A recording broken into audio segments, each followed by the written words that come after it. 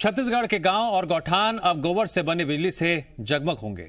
जी हां, छत्तीसगढ़ में गोबर से बिजली बनाए जाने का पूरा प्लान तैयार हो गया है। किसान सम्मेलन में पहुंचे मुख्यमंत्री भूपेश बघेल ने जहां बेमेतरा को 477 करोड़ की सौगात दी, तो वहीं गोबर से बिजली उत्पादन की महत्वाकांक्षी और ऐतिहासिक परियोजना का शुभारंभ भी किया। प्रदेश में अभी ये योजना 3 जिलों में शुरू की जा रही है, जिसमें बेमेतरा के राखी आदर्श गौठान सहित दुर्ग के सेकोला गौठान और रायपुर के बन चरौदा गौठान को चुना गया है। परियोजना के शुरू होने के बाद जहां गोबर से सस्ती बिजली का उत्पादन होगा, तो वहीं जैविक खाद का भी उत्पादन होगा। ऐसे में गौठान समितियों और महिला स्व सहायता समूह को दोहरा लाभ होगा। योजना के तहत गोबर से बिजली उत्पादन के लिए गौठानों में बायोगैस प्लांट, स्क्रबर और जेनसेट स्थापित किए गए हैं। बायोगैस टांके में गोबर और पानी डालकर बायोगैस तैयार की जाएगी।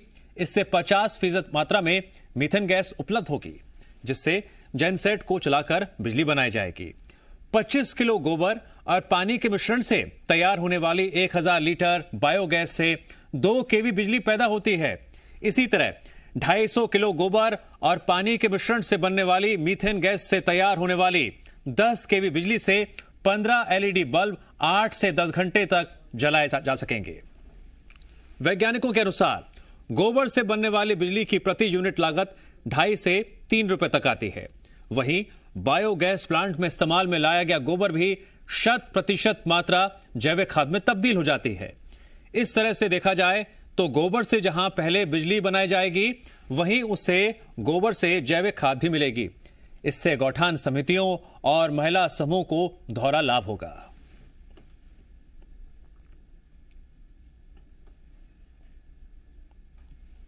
अब तो हमारे टेटकू बैसाखू मन हमार सुखबती और सुकुआरो मन तक बिजली बेचे काम करे।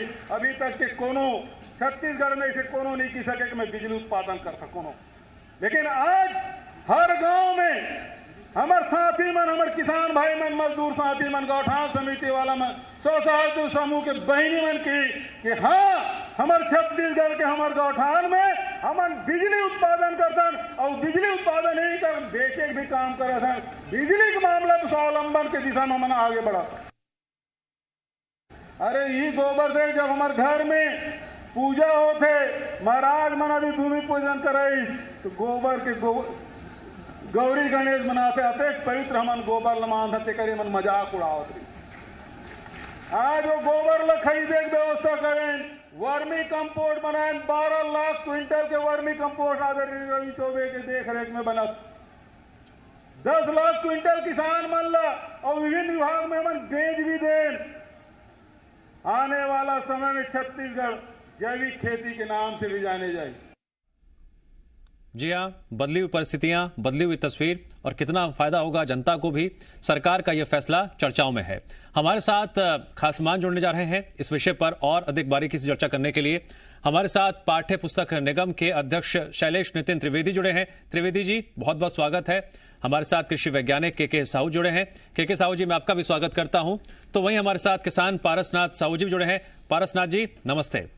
सबसे पहला सवाल शैलेश नितिन जी मेरा आपसे है, गोधन न्याय योजना जिसकी चर्चा देश के अलग अलग हिस्सों में हो रही है, मंचों पर हो रही है और उसकी तारीफ भी हो रही है। अब इससे एक कदम और आगे बढ़ते हुए गौठान गोबर से बनी बिजली से जगमगा उठेंगे। ये सरकार ने नया प्लान तैयार किया है और जमीनी स्तर पर इसको लागू भी किया गया है 3 जगहों पर। जरा विस्तार से बताइए इस पूरे जो प्लान तैयार किया गया है, जो रणनीति बनाई गई है, किस तरह से इससे फायदा होगा आने वाले दिनों में। देखिए, गोधन न्याय योजना एक अभिनव योजना है।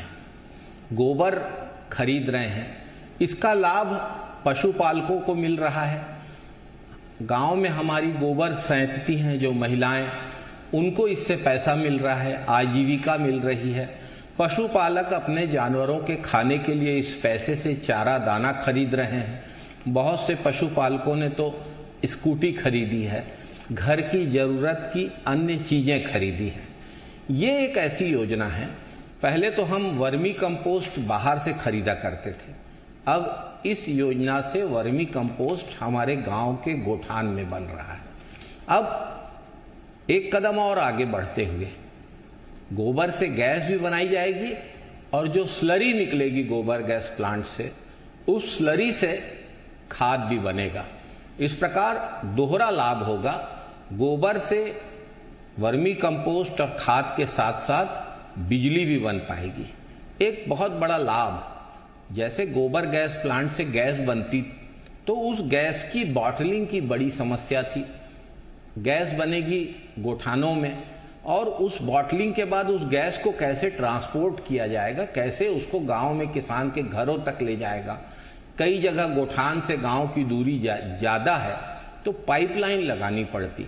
अब स्थिति बदल गई है। अब सीधे गैस से बिजली बनेगी और वो बिजली तार के माध्यम से गांव के घरों को भी रोशन करेगी। और यदि बिजली का उत्पादन ज़्यादा हुआ तो गांव की बिजली विद्युत मंडल को भी दी जा सकेगी। बहुत बड़ी योजना है, अभिनव योजना है।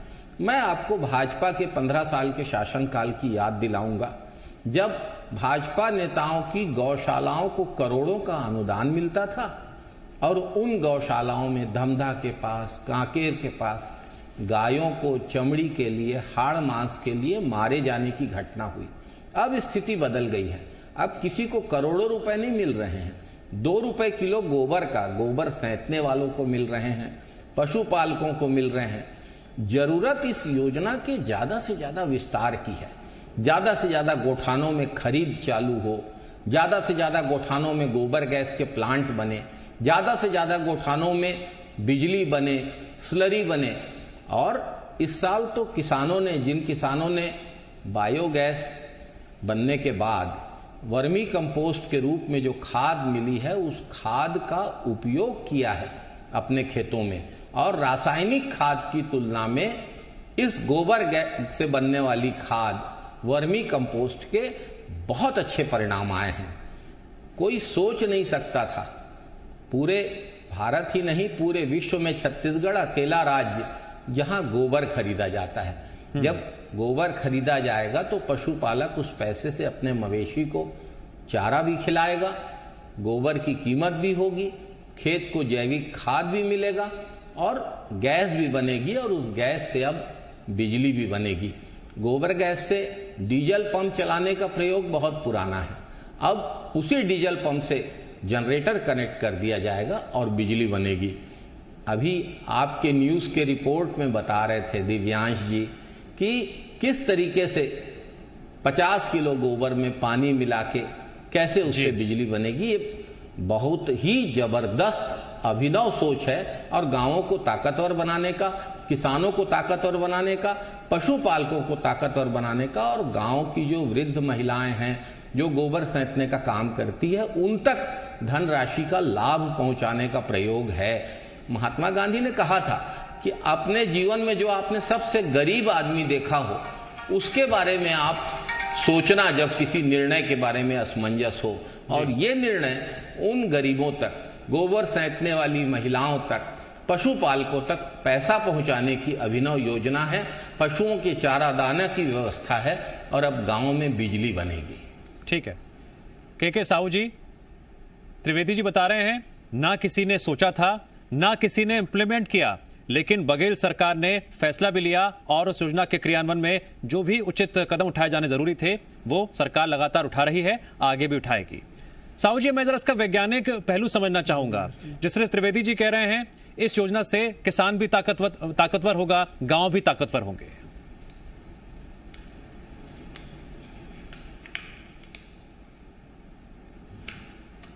के साहू जी, क्या आपको मेरी आवाज आ रही है? के साहू जी, पारसनाथ साहू जी, आपको मेरी आवाज आ रही है? दोनों ही साथियों को आवाज नहीं जा रही। अच्छा, मैं कोशिश करता हूं कि दोबारा उन संपर्क साधा जाए, लेकिन इस बीच शैलेश जी, मेरा आपसे अगला सवाल है। हम चाहेंगे तकनीकी जो दिक्कतें आ रही हैं, व्यवधान आ रहे हैं, उन्हें जल्द से जल्द दूर कर लिया जाए ताकि हम अपने और मेहमानों से भी सवाल कर सकें। लेकिन इस बीच मैं शैलेश जी से वार्तालाप करना चाहूंगा, बातचीत करना चाहूंगा। शैलेश नितिन त्रिवेदी जी, अब सवाल यह है योजना का दायरा बढ़ाना। अभी 3 जिलों में इसकी शुरुआत की गई है, लेकिन जो गौठानों की संख्या है वो इतनी ज्यादा है, उस लिहाज से योजना को और तेज गति से कैसे उसका क्रियान्वयन किया जाएगा? हाँ, आ रहा है। इस योजना के क्रियान्वित करने के लिए हमारी पूरी ताकत लगी हुई है। महात्मा गांधी की कल्पना यही थी कि गांव स्वावलंबी बने, और यदि गांव सिर्फ सब्जी में नहीं, सिर्फ अनाज में नहीं, यदि गांव बिजली में भी स्वावलंबी बन रहे हैं तो ये तो बहुत अद्भुत और अभिनव बात है। मैं तो अभिनंदन करता हूं जो सुराजी गांव कहा। पहले हमारे छत्तीसगढ़ में यदि कोई दूर से जी आजादी की लड़ाई का सिपाही आता था तो उसको बोलते थे वो देख सुराजी गौंटिया आवत है। तो अब हमारे गांव सुराजी हो रहे हैं, हमारे गांव आत्मनिर्भर बन रहे हैं। त्रिवेदी जी, आप जो कह रहे हैं कि गांव ताकतवर हो रहे हैं, आत्मनिर्भर हो रहे हैं, इस लिहाज से जो वैज्ञानिक पहलू है वो भी समझने की जरूरत है। कैसे हो रहे हैं? के साहू जी से।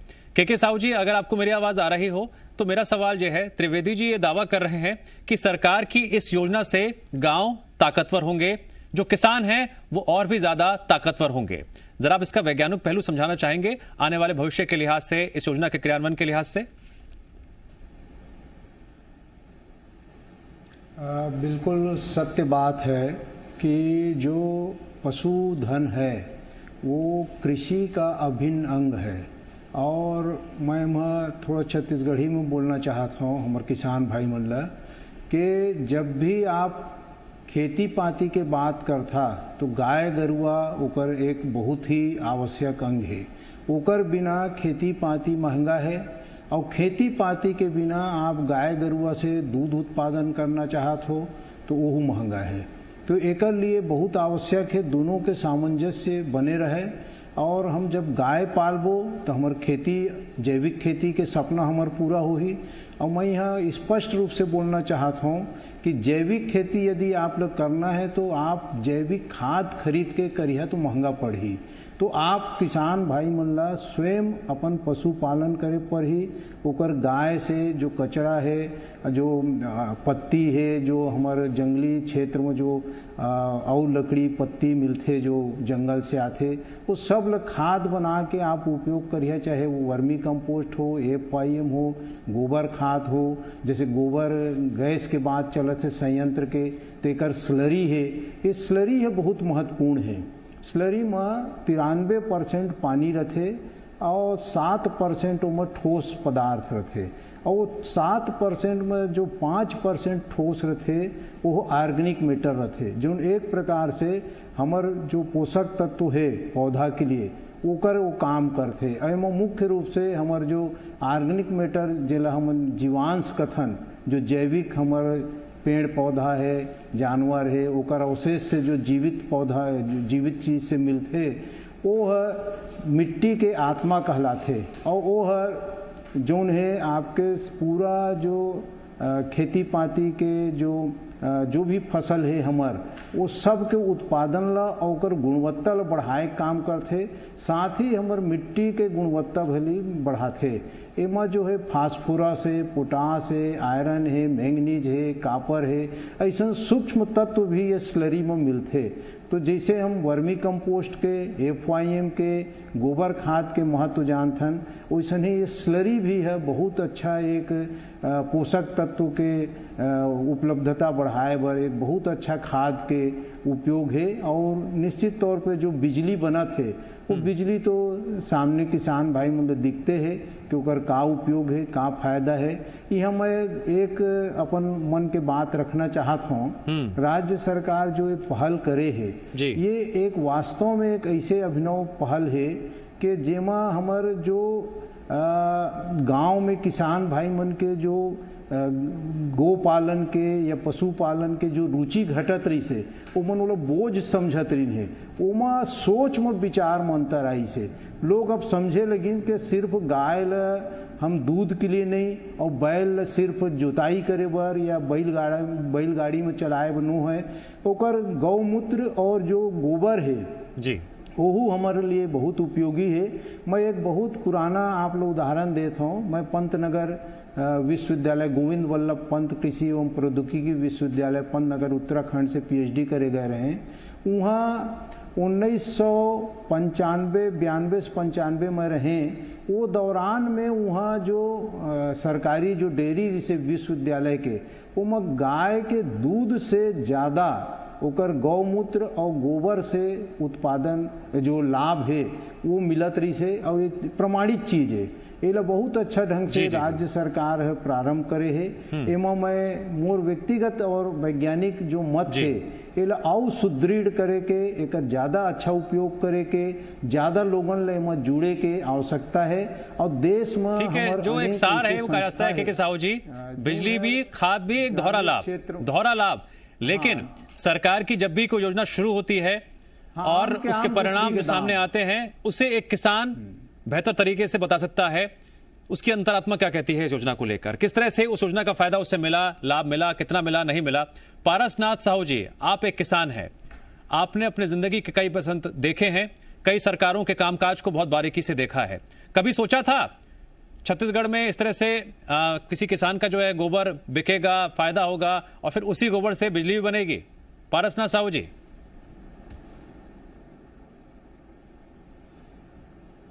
कोनो किसान है गांव वाला मन नहीं सोच रही से कि अगर गोबर भी पैसा बने, आज गोबर तो पैसा बनबे करत है, उकर खेती में एक परिवर्तन दिखत हवे।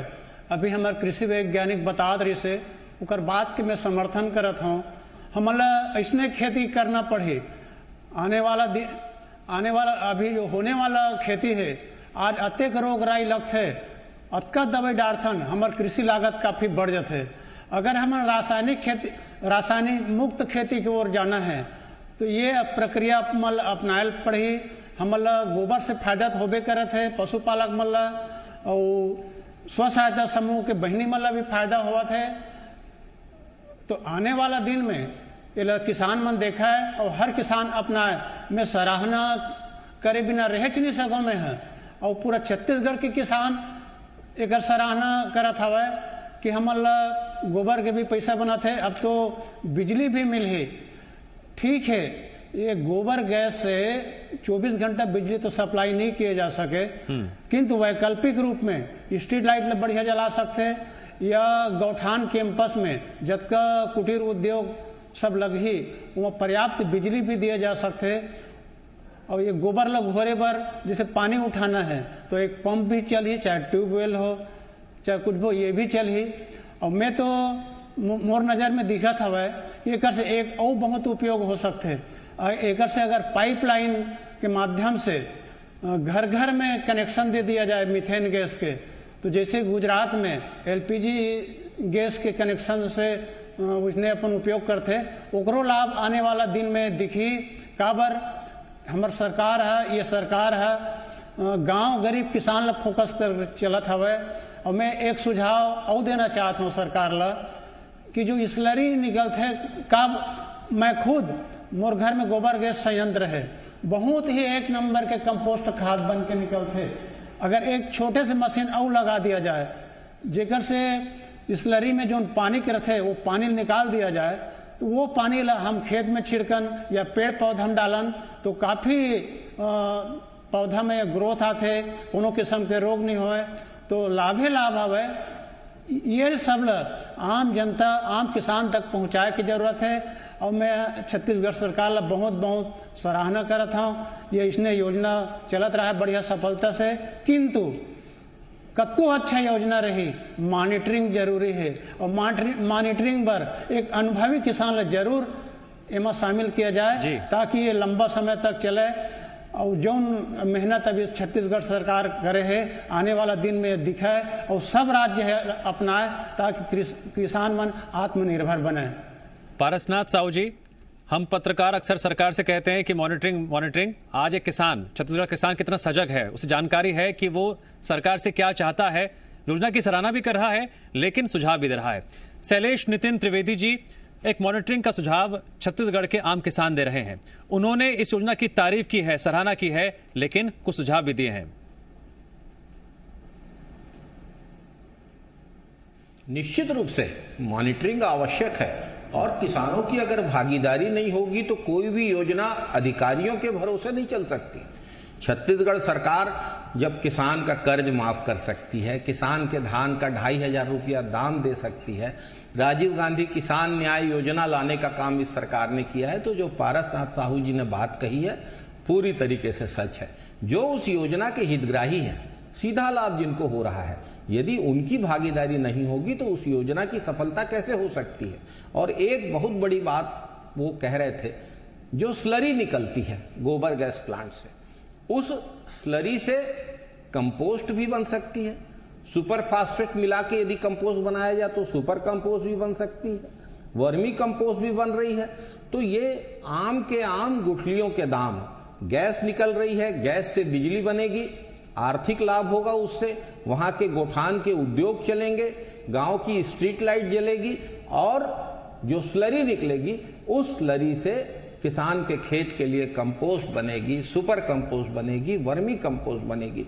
इस प्रकार इन किसान हितकारी योजनाओं से चौतरफा लाभ है। स्वामीनाथन जी बहुत बड़े कृषि वैज्ञानिक हुए हैं हमारे देश के। स्वामीनाथन जी ने कहा था कि गांवों को कम से कम चीजें खरीदनी पड़े और गांव ज्यादा से ज्यादा चीज बेचे।